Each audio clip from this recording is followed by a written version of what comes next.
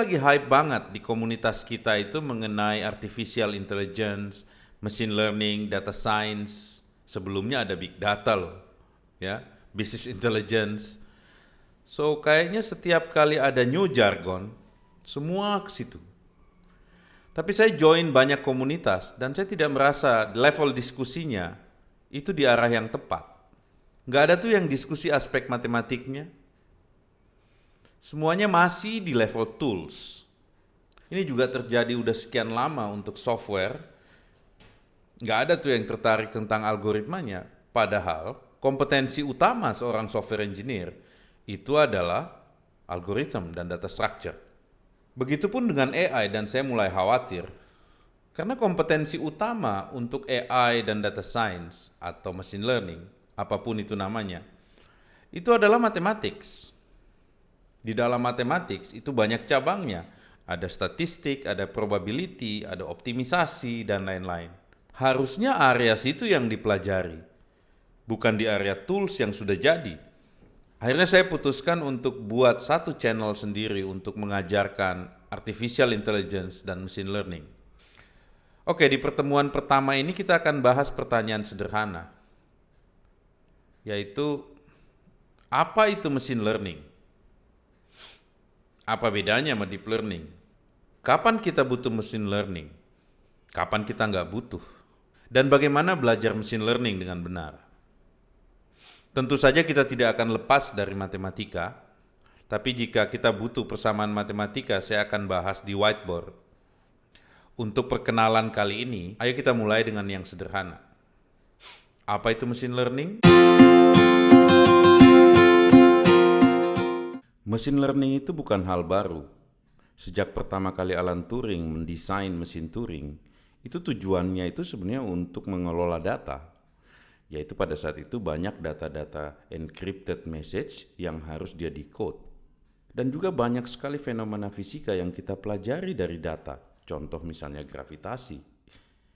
Konstanta gravitasi bisa kita turunkan dari linear regresi. Contoh lain misalnya Planck constant, itu juga dari hasil eksperimen yang dikumpulkan data-datanya, setelah itu dilakukan linear regresi. Jadi sudah sejak awal, saintis dan engineer itu menggunakan komputer algoritma itu untuk mencari pola-pola di dalam data agar dia bisa melakukan tugas-tugas tertentu, misalnya kayak klasifikasi dan regresi. Kemampuan melakukan tugas-tugas tersebut yang sekarang kita mungkin define seperti intelligence, ya, atau kecerdasan. Walaupun sebenarnya definisi itu masih sangat weak. Terlepas dari itu, kita harusnya punya satu thinking framework yang jelas nih. Apa sih sebenarnya esensi dari problem machine learning? Thinking framework ini saya adopsi dari Profesor Yasser Abu Mustafa. Dia bilang bahwa esensi dari machine learning itu ada 3. Bahwa yang pertama, ada pola di dalam data yang kita pengen pelajari. Dan yang kedua adalah kita tidak bisa menurunkan aturan-aturan dalam bentuk mathematical solution untuk pola itu. Contoh misalnya kita mau buat object recognition untuk membedakan antara motor dan mobil, itu kita susah sekali untuk buat rumus matematikanya. Di saat kita sudah tidak punya analytical solution, di saat itulah kita berharap bahwa harusnya kita bisa belajar langsung dari data dengan cara membuat model yang bisa belajar dari data. Syarat yang ketiga tentu saja kita harus punya data. Jadi kalau nggak ada datanya ya diskusi ini nggak ada, ya. Tapi data di sini juga harus kita perhatikan bahwa sekarang teknologi itu masih sebatas supervised dan semi-supervised learning. Jadi kebanyakan model yang kita pakai sekarang itu butuh label di dalam datanya. Misalnya untuk membedakan motor dan mobil, kita butuh data foto-foto motor dan mobil yang ada labelnya, ini motor dan ini mobil. Memang sudah ada teknik-teknik baru seperti unsupervised learning dengan generative model, tapi sebenarnya yang dilakukan oleh generative model saat ini adalah density estimation. Jadi semua data itu harusnya ada probability density yang mengenerate data itu. Dengan model generatif kita bisa estimasi probability density yang unknown tersebut. Cuma di industri kita ini terlalu banyak jargon untuk machine learning problem. Ada yang bilang data science, ada yang bilang big data, ada yang bilang machine learning, ada yang macam-macam istilah ya. Sebenarnya dalam kacamata saya itu cuma ada dua. Bahwa yang pertama adalah kita sebutnya data intelligence lah. Yaitu kita menggunakan komputer algoritma untuk masalah-masalah yang susah buat manusia tapi gampang buat komputer. Misalnya klasifikasi, regresi, clustering, dan lain-lain. Tapi ada juga problem itu yang susah banget buat komputer, tapi gampang sekali buat manusia. Kayak kita bisa melihat, membedakan objek, berbicara, mengerti teks, dan lain-lain. Area itu kita sebut artificial intelligence. Tapi secara teknik, fondasi dan fundamentalnya, data intelligence dan artificial intelligence tetap sama. Basisnya adalah mathematical technique. Berdasarkan karakteristik data, itu kita bisa bagi beberapa paradigm untuk machine learning problem. Yang pertama adalah supervised learning. Di kasus ini, kita punya data dan kita punya label atau correct output, ya. Jadi, kita belajar dari contoh-contoh yang sudah ada labelnya. Contoh misalnya, kita punya data email, ada yang spam, ada yang normal, dan itu udah ada labelnya. Kita bisa buat machine learning model untuk mendekati pola yang membedakan normal atau spam, sehingga kalau kita punya data baru, model ini bisa predik outputnya apa. Tentu saja kita butuh banyak data di sini. Paradigma kedua adalah unsupervised learning. Di sini kita nggak punya label, kita cuma punya data sebagai input. Ya, tidak ada labelnya. Misalnya, saya punya kumpulan gambar kucing. Bisa nggak kita generate data baru yang seperti kucing? Atau misalnya saya punya data customer, bisa nggak kita buat clustering untuk segmentasi dari customer itu? Nggak ada labelnya. Tentu saja ini agak susah dalam prakteknya, ya, karena kita nggak punya correct output, ya. Tapi secara teknik ini bisa dilakukan dengan cara kita coba estimasi probability density yang mengenerate data-data tersebut. Tentu saja kita nggak akan benar-benar sama estimasinya, tapi kalau kita bisa dekati probability density itu dengan satu density model, kita bisa reuse untuk mengenerate data baru. Di dalam kasus clustering, hasil clusteringnya nanti kita nggak tahu ini benar atau salah karena memang tidak ada reference-nya untuk correct output. Tapi at least kita bisa dapat insight bahwa kemungkinan ini cluster yang terbentuk dari data. Yang ketiga adalah reinforcement learning. Dalam kasus ini datanya itu bisa ada labelnya, tapi labelnya itu parsial. Tidak semua punya labelnya, bahkan ada label yang datangnya belakangan. Misalnya saat kita belajar main catur ya, nanti kita bergerak baru kita tahu kita salah. Tergantung respon dari teman main catur kita. Tanpa ada action di sisi kita, tidak akan ada reward atau tidak akan ada punishment dari action itu. Reinforcement learning itu mencoba memodel kondisi ini di mana kita sebenarnya play beberapa agen bersama-sama, misalnya dalam catur tadi ada 2 player ya. Dan model ini bisa mengcapture label itu selama game ini berjalan. Sebenarnya manusia itu belajarnya bukan supervised dan juga bukan unsupervised, tapi manusia itu sebenarnya belajar secara reinforcement. Kita waktu kecil tidak diajarkan definisi sesuatu untuk kita mengerti. Tapi biasanya kita lakukan actionnya, setelah itu kita bisa belajar dari reward ataupun dari punishment yang terjadi terhadap action kita. Pada dasarnya memang manusia itu belajar dari data. Machine learning ini sebenarnya inspire dari kemampuan intelligence manusia, tapi kita pengen melakukan itu dengan komputer algoritma. Tapi kalau kita sebut machine learning itu bukan kita sebut satu hal yang kecil. Machine learning itu udah jadi jungle yang sangat besar kalau kita lihat semua dari sisi teknik, combine dengan paradigms-nya, combine dengan teorinya. Mungkin ada ribuan machine learning techniques yang di dalamnya ada model yang berbeda-beda dan method yang berbeda-beda ya. Belum lagi kalau kita variasikan terhadap paradigm supervised, unsupervised, reinforcement, active learning, online learning. Ini bisa membentuk satu body of knowledge yang terlalu besar sehingga kita susah banget masuk ke dalamnya. Tapi yang menarik di machine learning landscape itu adalah teorinya sebenarnya sedikit. Ada beberapa teori seperti visi teori, bias variance, complexity theory, Bayesian theory. Ini teori yang sangat intuitif untuk kita pahami dari sisi matematik. Tapi kebanyakan orang itu bergerak dari teknik. Itu seperti masuk ke dalam hutan dan kita tidak tahu yang mana yang harus kita pelajarin terlebih dahulu. Dari sisi model aja itu ada linear model, ada yang basisnya neural networks, ada yang basisnya kernel, ada yang basisnya support vector, ada yang basisnya tree, ada yang graph, dan lain-lain. Bahkan bisa dikombinasikan satu sama lain. Belum lagi mengenai method-method yang dipakai untuk membuat models ini bekerja, seperti regularization, validation, aggregation, input preprocessing, dan lain-lain. Ini membuat topik ini menjadi sangat-sangat susah untuk kita pelajarin dengan baik. Pendekatan yang saya sarankan adalah start dari teori atau fundamentalnya. Karena area sini adalah area yang tidak terlalu besar. Dan kalau kita strong di teorinya, mudah buat kita untuk memahami model dan methods. Tidak begitu sebaliknya. Dalam perkenalan ini kita fokus saja dulu ke supervised learning task, di mana kita punya data, ada labelnya, dan kita mencoba memformulasikan problem ini dengan baik. Di tugas kita di supervised learning itu ada data, kita tahu ada pattern di dalamnya, dan kita tidak mungkin lagi bikin analytical solution untuk dekati pattern itu, dan kita pengen lakukan task seperti klasifikasi dan regresi. Caranya gimana? Data di sini bisa sangat kompleks, bisa spasial data kayak teks, image, dan lain-lain, bisa sequence data, bisa time series dan lain-lain, dan kita tahu ada pola di dalamnya.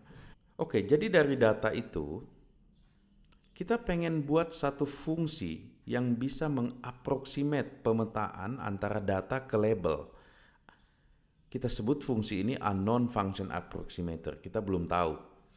Tapi kita bisa pilih fungsi ini dari beberapa hipotesa. Kita sebut ada satu set hipotesa yang kita bisa pilih. Anggaplah fungsi yang terpilih nanti namanya f. Inputnya data x, tapi dia punya parameter. Parameter inilah yang kita pelajari nilainya dari data. Waktu kita mempelajari itu kita sebut kita mentraining model ini dari data. Setelah parameter ini kita ketahui nilainya, tentu saja tidak akan sempurna ya. Kita bisa menggunakan function approximator ini itu untuk melakukan tugas-tugas seperti classify dan regresi. Jadi dari ilustrasi sederhana ini kita bisa lihat bahwa dari data kita mencoba mencari function approximator dari set of hypothesis. Setelah itu kita bisa melakukan tugas-tugas seperti klasifikasi dan regresi. Coba kita ambil contoh satu, misalnya handwritten digit recognition. Kita dapat kumpulan data MNIST ya. Itu datanya itu seperti gambar tulisan tangan angka-angka yang sudah disamain ukurannya, dikasih dalam bentuk folder-folder, bisa di-download free ya. Dan setiap folder itu menunjukkan labelnya. Tugas kita adalah dari data ini yang sudah ada labelnya, kita harus buat satu mesin yang bisa dikasih new input dan dia bisa predict input yang baru ini itu nilainya berapa? 0, 1, 2, 3 dan lain-lain. Model yang banyak dipakai untuk ini disebut neural network. Nanti kita akan bahas ini di sesi berikutnya. Tapi kebayang bahwa neural network ini ada input layernya. Input layer itu size-nya sebesar dimensi dari data. Misalnya image-nya adalah 10 kali 10, maka input layernya adalah 100. Dan output layernya itu sebesar jumlah label. Misalnya kalau di gambar ini cuma satu, artinya kita cuma mau membedakan satu angka misalnya. Apakah ini angka 0 apa bukan. Tapi kalau kita pengen bedakan angka 0 sampai 9, ya outputnya harus ada 9 poin. Model neural network itu juga bukan model yang baru karena udah dimulai sejak tahun 1950-an. Model ini terinspirasi dari neural science tapi tidak terlalu banyak perubahan pada tahun 1950-an sampai 1980-an. Sampai akhirnya Geoff Hinton itu menemukan algoritma backpropagation yang memungkinkan kita untuk menggunakan neural network meskipun jumlah layernya sangat dalam atau sangat banyak. Neural network dengan jumlah layer yang sangat banyak itu yang sekarang kita kenal dengan nama deep learning. Tapi sebenarnya neural network itu adalah bagian dari machine learning teknik. Tadi saya udah cerita bahwa machine learning itu bisa kita bayangkan seperti unknown function approximator. Tapi kita juga bisa define bahwa deep learning itu adalah neural network based unknown function approximator. Sama aja kan? Apa bedanya? Machine learning menggunakan banyak model seperti kernel, supervector, dan lain-lain. Sedangkan deep learning itu juga menggunakan banyak neural architecture seperti deep neural network, convolution neural network, recurrent neural network, dan lain-lain. Itu cuma variasinya. Tapi ada hal yang menarik yang membedakan machine learning dengan deep learning. Di classical machine learning model, kita harus mendesain features sebelum kita mapping features ini menjadi output atau label. Jadi banyak kerjaan data scientist itu sebenarnya mencari fitur mana yang paling penting untuk menghasilkan output atau label. Ini biasa kita sebut dengan features engineering atau handcrafted features. Dan proses ini bukan proses yang mudah karena ada curse of dimensionality. Apa itu? Bahwa kita bukan mencari fitur yang paling banyak, tapi kita mencari fitur yang paling optimal untuk suatu model. Jadi bukan banyak-banyakan fitur. Nah, proses features engineering yang manual ini tidak lagi kita lakukan kalau pakai deep learning. Kenapa? Karena dengan menambahkan layers di dalam arsitektur neural net, itu sebenarnya seperti kita menambahkan abstract features, sehingga model itu bisa mengekstrak feature secara otomatis. Bahwa classical machine learning itu membutuhkan pemilihan features yang manual, sedangkan deep learning bisa melakukan itu secara otomatis. Tentu saja ada harganya, komputasi neural network itu mahal dan membutuhkan lebih banyak data dibandingkan dengan machine learning yang klasik.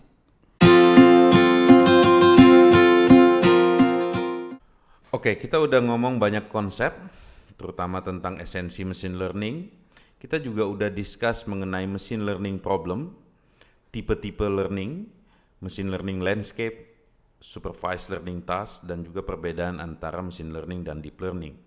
Ini saat yang tepat untuk kita mendefinisikan satu thinking framework untuk supervised learning task yang lebih terstruktur, agar ke depannya kita bisa melihat masalah dengan cara yang sama. Jadi untuk supervised learning, kita punya training data set berupa pasangan data dan labelnya, misalnya X1, Y1, X2, Y2, dan seterusnya sampai sejumlah N.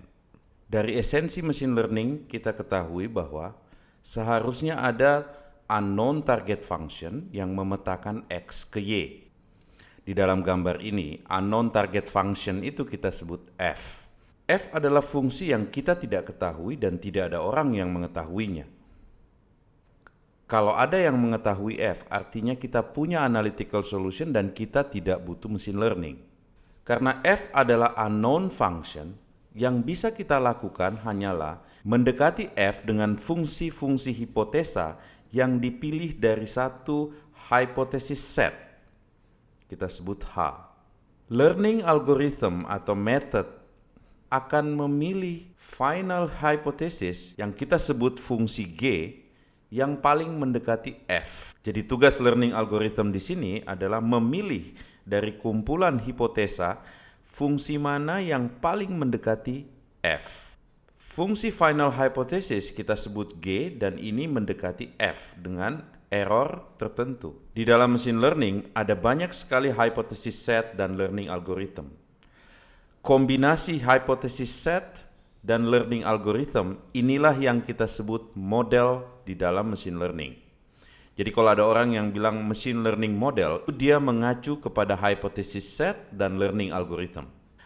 Tugas utama dari learning algorithm adalah memilih final hypothesis dari hypothesis set. Agar thinking framework ini terlihat jelas, kita coba pick satu problem sederhana, yaitu polynomial curva fitting. Dalam problem polynomial curva fitting, kita pengen mencari satu fungsi polinomial yang cocok dengan kondisi data. Kita anggap datanya datang dari satu fungsi sinus yang dikasih noise. Anggap grafik sinus yang berwarna hijau adalah unknown target function. Anggap kita tidak tahu tentang fungsi ini. Dalam problem polynomial curva fit, kita ingin mencari bentuk fungsi polinomial yang paling cocok sehingga fungsi polinomial tersebut itu mendekati target function yang berwarna hijau yang tetap kita anggap tidak tahu. Anggap M adalah order dari polinomial. Kalau M-nya sama dengan 0, tentu saja akan berbentuk garis lurus tanpa kemiringan. Kalau M-nya sama dengan 1, ini adalah fungsi linier dengan kemiringan. M-nya sama dengan 2 adalah fungsi kuadrat, dan M sama dengan 3 adalah fungsi kubik. M sama dengan 9, namanya kita udah nggak tahu, dan yang terjadi kalau M-nya sama dengan 9, ternyata bisa terjadi overfitting, di mana semua data ada di dalam fungsi hipotesa yang berwarna merah, tapi akurasi di luar data training itu jelek sekali. Kondisi itu kita sebut dengan overfitting. Bagaimana kita menggunakan thinking framework tadi dalam masalah polinomial kurva fitting ini? Yang pertama adalah kita memilih hypothesis set dari polinomial curve. Dan yang kedua adalah kita memilih definisi error measure, yaitu jarak tegak lurus dari setiap titik data ke fungsi hipotesis yang berwarna merah. Kalau kita gambarkan dalam thinking framework, hipotesis set H itu adalah persamaan polinomial dengan parameter M, yaitu order dari polinomialnya, dan koefisien W. Tugas dari learning algorithm adalah memilih nilai M atau order polinomial dan memilih vektor W yang memberikan fungsi final hypothesis yang paling mendekati F yang kita anggap kita nggak tahu. Makanya disebut unknown target function. Fungsi polinomial ini termasuk kategori linear model di dalam machine learning. Kenapa disebut linear? Karena nilai hipotesisnya itu berbanding linear terhadap koefisien. Bagaimana learning algorithm A-nya bekerja? Pertama kita harus define satu bentuk error function yang kita sebut E. E bisa kita anggap sebagai perbedaan antara label yang dalam kasus ini adalah Tn dan hasil hipotesa dari fungsi polinomial. Anggap aja dia Y. Ternyata kita bisa memilih dua jenis error function. Yang pertama kita kuadratkan, quadratic error, atau yang kedua adalah kita menggunakan root mean square error seperti yang didefine di sini. Dengan menggunakan gradient descent algorithm seperti yang sering dipakai dalam problem regresi biasa, maka kita bisa dapatkan fungsi hipotesis yang final, yaitu G, yang paling mendekati F. Algoritmanya bekerja secara iteratif untuk mencari nilai G yang paling mendekati F, di mana error functionnya juga minimum. Menggunakan RMS tentu saja lebih baik dibanding kuadratik, karena dia punya scale yang sama. Kalau kita lakukan eksperimen dengan variasi M, yaitu order dari polinomial, dan kita lihat nilai error measure-nya, yang berwarna biru adalah nilai error measure dari data training, dan yang berwarna merah adalah nilai error measure dari data tes. Ada yang menarik di sini, karena untuk nilai M yang 3-8, error RMS untuk training dan tes nilainya tidak berjauhan. Tapi untuk M yang lebih besar dari 9, ternyata errornya besar sekali perbedaan antara training dan tes. Dalam kasus ini kita sebut kondisinya adalah overfitting. Banyak cara untuk mengatasi overfitting, salah satunya tambahin data. Tapi kalau itu nggak mungkin, apa yang bisa kita lakukan dengan kondisi ini? Ternyata ada cara lain, yaitu kita bisa kontrol overfitting itu dengan menambahkan parameter regularization ke dalam definisi error function. Di sini contohnya, kita menggunakan quadratic regularizer dengan menambahkan lambda dikali norm W kuadrat. Apa ini regularization? Kalau lambdanya 0 ya error functionnya sama. Tapi ternyata kalau kita gambar logarithmic lambda terhadap error measure, ini jadi menarik kita lihat. Waktu nilai lambdanya sangat kecil di minus 35, error RMS antara data training dan data test itu perbedaannya sangat besar. Tapi ketika dia mendekati di minus 20, nilai kedua IRMS ini itu mulai saling mendekati. Artinya apa? Dia bisa dipakai untuk mengontrol overfit. Bahkan untuk di order polinomial 9, kita masih bisa menggunakan regularisasi mengatasi overfitting. Regularisasi adalah metode yang sering sekali digunakan di dalam machine learning dengan menambahkan komponen regularisasi ke dalam definisi fungsi error. Quadratic regularizer ini sering disebut L2 regularization. Bisa juga kita tambahkan hanya lambda dikali W norm. Tidak usah kuadrat, itu disebut L1 regularization. Polynomial curve fit adalah contoh yang sangat baik untuk menjelaskan thinking framework dari supervised learning. Coba bayangkan bahwa X-nya ada 3 dimensi. Jadi ada X1, X2, X3 misalnya. Persamaan polinomial akan berubah menjadi seperti persamaan ini. Total dimensinya menjadi D pangkat M atau 3 pangkat M. Berapa nilai M yang optimal? Di dimensi mana dia optimal? Ada satu konsep mengenai curse of dimensionality atau kutukan dimensional. Ternyata kalau dimensinya kita besarkan, akurasi bisa tidak menjadi lebih baik. Waktu dimensinya terlalu kecil, akurasi pun tidak baik. Ada nilai optimum dari dimensi yang perlu kita cari dalam setiap algoritma machine learning. Konsep curse of dimensionality ini penting sekali untuk dipahami oleh setiap AI engineer ataupun data scientist. Saya kasih ilustrasi di sini bahwa misalnya ada suatu data yang hanya ada dalam satu dimensi X1, jadi dimensinya 1. Kalau data tersebut kita naikkan dimensinya menjadi 2, maka jumlah sel yang ada itu bertambah menjadi kuadratik, yang tadinya cuma ada 3 sel. Kalau kita tambahkan dimensinya, jumlah selnya akan terus bertambah menjadi pangkat 3. Jadi kita butuh banyak sekali data untuk mentraining model tersebut. Kita ambil contoh misalnya untuk tugas klasifikasi di dalam machine learning. Setiap model itu akan membentuk pola optimum, di mana jumlah dimensi features itu bukan yang paling banyak. Jadi model machine learning itu bukan berlomba-lomba mencari jumlah features yang paling banyak. Justru kita akan mencari jumlah optimal dari features, di mana performance-nya maksimum. Curse of dimensionality ini menjadi masalah utama di dalam classical machine learning. Karena kita harus mencari dimensionality atau jumlah features yang optimal, dan itu susah sekali untuk kita tentukan secara manual. Di dalam deep learning, problem ini tidak ada, tapi kita membutuhkan banyak data untuk mentraining model yang basisnya adalah neural network. Sampai di sini saya harap semuanya udah paham mengenai contoh kasus polynomial curve fitting, juga mengenai konsep overfitting dan curse of dimensionality yang sangat penting untuk kita ketahui sebagai AI engineer maupun data scientist. Implementasi machine learning, kita bisa menggunakan banyak toolkit yang available di open source seperti scikit-learn.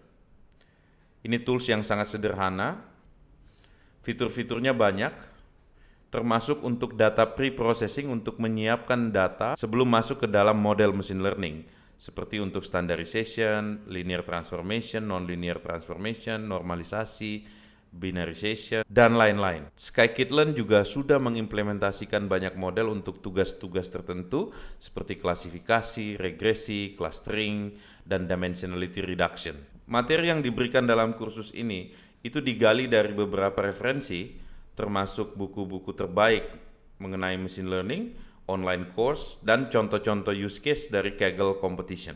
Oke, saya harap semua udah ngerti mengenai thinking framework untuk supervised learning. Dengan thinking framework ini, kita bisa map semua persoalan yang ada di supervised learning sehingga kita bisa paham dengan lebih baik. Nanti kita akan punya framework lain untuk unsupervised learning, tapi untuk saat ini kita fokus dulu yang di supervised learning. Kecapean ngomong, saya ngopi dulu. Oke, course ini bakal cukup panjang karena kita akan bahas banyak detail dari matematiknya. Tapi saya tidak akan bahas bagaimana kalian implement itu di code, karena itu sangat trivial harusnya dengan framework-framework yang udah ada. Sampai ketemu di sesi berikutnya.